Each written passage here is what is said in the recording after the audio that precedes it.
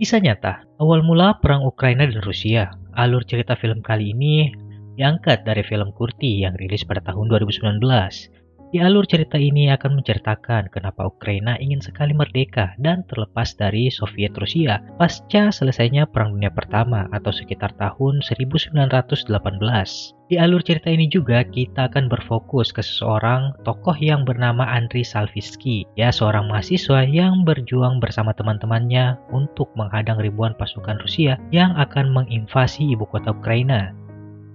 Tapi sebelum memulai videonya, seperti biasa saya ingatkan agar subscribe dulu channel ini, karena subscribe kalian sangat penting untuk perkembangan channel ini. Kalau sudah, yuk kita mulai videonya. Awal film dimulai dengan narasi pada tahun 1917, pasca runtuhnya Kekaisaran Rusia, yang akhirnya Ukraina mendapat momentum untuk mendeklarasikan kemerdekaan. Rakyat Ukraina dan dunia sudah bersiap untuk menyambut kemerdekaan Ukraina. Namun Soviet Rusia di bawah pimpinan Vladimir Lenin tidak sudi jika Ukraina menjadi negara yang merdeka. Selanjutnya kita diperlihatkan kepada seseorang yang bernama Andriy Salvitsky. Dia adalah seorang mahasiswa yang sedang mengerjakan ujian menggambar. Setelah selesai, dia langsung berlari menuju ke alun-alun Ukraina. Di sana ada pimpinan Ukraina yang sedang berorasi untuk terus berjuang melawan Rusia yang menghambat kemerdekaan mereka. Pemimpin Ukraina juga meminta para mahasiswa untuk ikut bergabung dengan militer untuk melawan Rusia.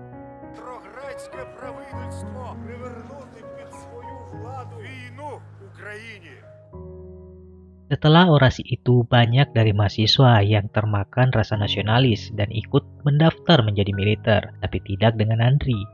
Dia berpikir perang bukanlah satu-satunya jalan keluar untuk menyelesaikan masalah.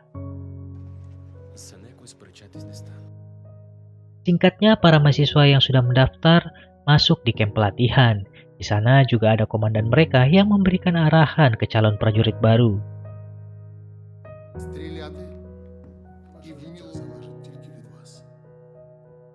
Scene berpindah ke keluarga Andriy.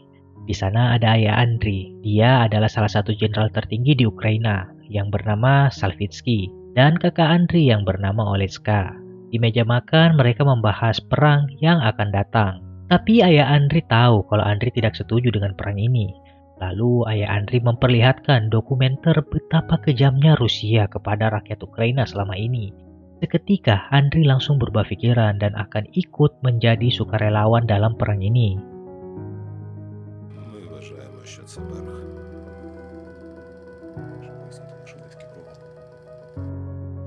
Keesokannya Andriy sudah berada di kamp pelatihan dan menerima pelatihan dasar militer. Ukraina hanya memiliki 1 minggu saja untuk mempersiapkan para mahasiswa ini. Karena dari info yang mereka dapat, Rusia akan menyerang ibu kota Ukraina dalam 1 minggu ke depan. Maka dari itu, pelatihan harus dipercepat dan dilakukan dengan insentif agar mereka bisa maksimal di hari pertempuran nanti.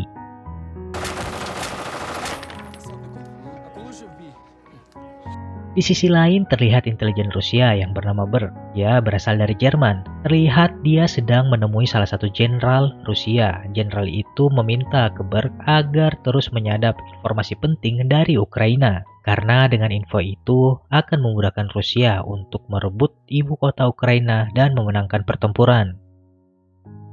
Beberapa hari kemudian di markas militer Ukraina diadakan sebuah pertemuan untuk membahas strategi melawan Rusia nanti. Mereka merencanakan untuk menghadang pasukan Rusia di stasiun kereta api yang merupakan akses utama menuju ke ibu kota.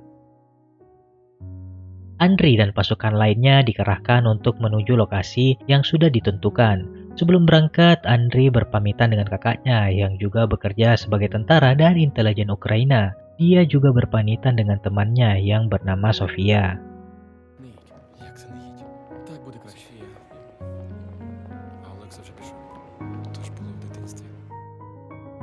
Singkatnya, Andriy dan lainnya langsung pergi menuju lokasi penghadangan. Setelah menempuh perjalanan kurang lebih 15 menit, mereka sudah sampai di lokasi. Komandan mereka langsung menyuruh mempersiapkan senjata dan amunisi.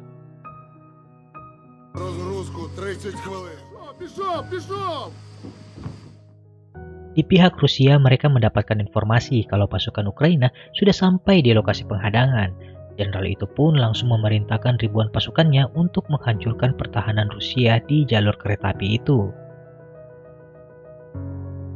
Tidak lama dari perintah Jenderal Rusia, para pasukan Rusia sudah sampai di lokasi penyerangan. Pertempuran pun dimulai. Pihak Ukraina terus menembaki dan menghadang pasukan Rusia yang tak henti-hentinya datang.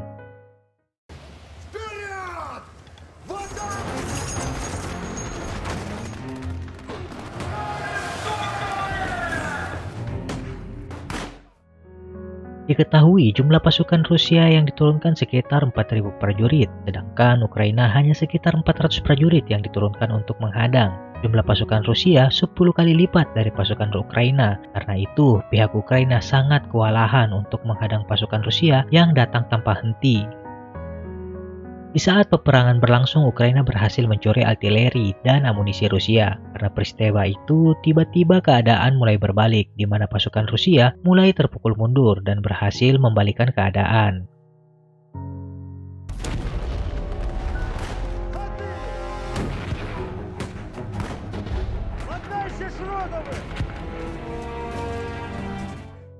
Di malam hari, sang komandan memerintahkan untuk selalu waspada karena bisa saja pasukan Rusia tiba-tiba datang menyerang. Dia juga memerintahkan 30 anggotanya yang masih sehat untuk berjaga di sekitar area pertempuran.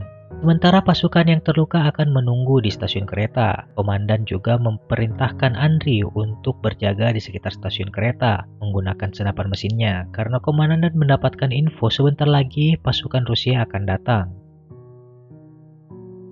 Dan benar saja, tidak lama setelah itu kereta yang ditunggu datang untuk mengevakuasi tentara yang ada di sana. Tapi ternyata di sana juga ada pasukan Rusia yang datang. Andriy dengan cepat menembaki pasukan Rusia yang datang. Jumlah pasukan Rusia yang datang juga tidak sedikit. Andriy dan temannya mulai kewalahan menghadapi mereka. Posisi Andriy juga sekarang sudah terdesak dan mulai kehabisan amunisi. Syukurnya komandan memerintahkan Andriy untuk pergi dari sana dan masuk ke dalam kereta. Andriy terus berlari walaupun dibayangi tembakan dari pasukan Rusia. Syukurnya Andriy masih sempat masuk ke kereta dan pergi dari sana.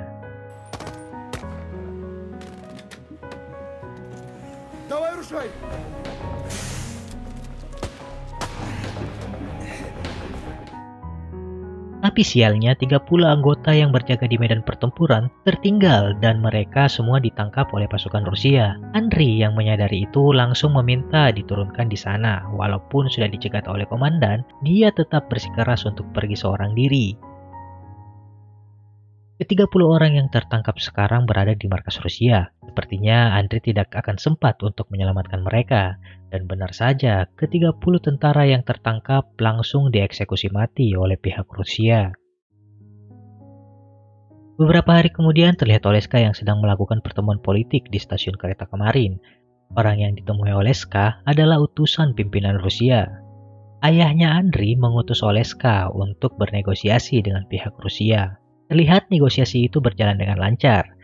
Setelah Oleska memberikan beberapa dokumen penting, kesepakatan damai pun tercapai. Namun tiba-tiba keadaan berubah ketika pihak Rusia melihat Andriy di sekitar stasiun.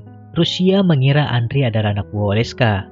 Tapi yang kita tahu, Andriy ke sana untuk menyelamatkan 30 orang yang tertangkap oleh pihak Rusia. Kesalahpahaman pun terjadi, sehingga baku tembak antara Oleska dan pihak Rusia tak terhindarkan lagi. Oleska berhasil menembak semua yang ada di sana, walau pada akhirnya dia juga harus terkena tembakan di dadanya dan membuat Oleska sekarat.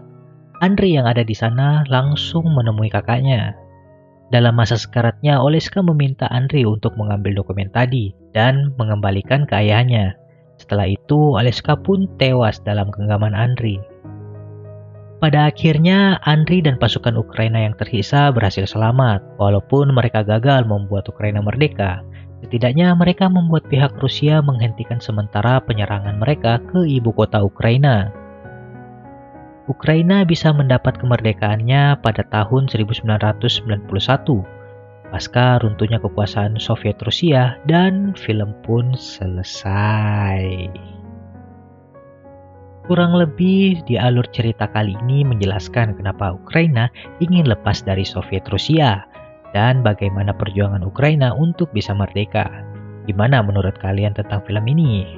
Saya tunggu jawaban kalian di komentar. Sekian juga dari saya, see you next video.